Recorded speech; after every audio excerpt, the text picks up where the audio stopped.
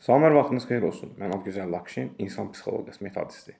Bugünkü mövzumuz ondan ibarət olacaq ki, niyə qohum evliliklərinə qadağa qoyuldu? Elmi cəhətdən nə qədər sübut olunsa ki, qohum evliliyindən doğan, dünyaya gələn uşaqlar xəstə olurlar, yaxud səhhətlərində irəli zamanlı çox qlobal problemlər, məsələn, indiki zamanda çox sürətlə yayılan və çox can alıb ölümlərinə səbəb olan xərçəng xəstəliyi olsun, yaxud beyin daxilində olan travmalar olsun, bu kimi şeylər meydana gəlir. Və zamanla həmin insanların düşüncə tərzlərinə, şuur altlarına uşaqları xəstə olduqları, belə deyək, müddətdən sonrakı belə deyək, etap nəzərdə tutulur. Ondan sonra düşüncə tərzlərinə belə bir fikir yaranır ki, kaş ailə qurulmazdı.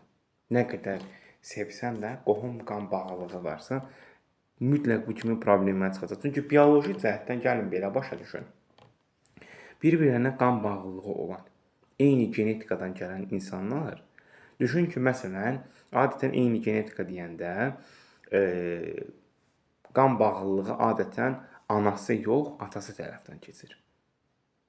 Məsələn, gedib sən bir növ belə deyək, anan yox, atan tərəfdən bir növ sənin ailənin içi kimi bildiyin və sənin bacın kimi bildiyin, amma bacın olmayan biri ilə ailə həyatı quracaqsansa, sənin təbii ki, düşün ki, evin içərisi ilə münasibətin var. Və nəticə etibarı ilə də həmin doğulan xəstə uşaq irəli zamanda sonradan sənə səhv hərəkət olduğunu, yaxud peşmançılıq hissi gətirdiyini bir növ şuur altına yeridəcək.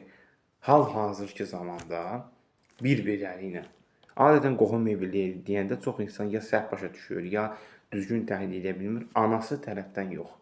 Anası tərəfdən buna zaten qan bağlılığı nəticə olaraq, yəni anasından buna qan bağlılığı yoxdur.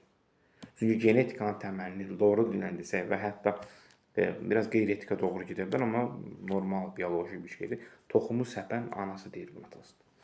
Və son olaraq da bu kimi şeyləri təbii ki, ayırd edənlər var, yaxud edə bilməyənlər də var.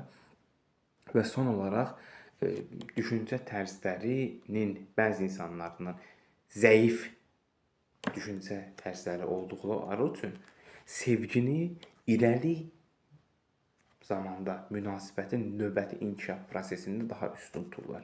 Sevgi var, hər şey qaydasında. Yox. Sən hər şey qaydasında olub, daha çox tərsinə, zəif olduğunu, səndən xəstə olacaq dünyaya gələcək uşağın olduğu yerə zamanında görəndə biraz çox qeyri-etik kimi səslənə bilər, amma normalı bir məsələ var, deyirsən, it peşman olacaqsın. Yox, çünki sən indi əvvəldən bəri dərk eləmədin.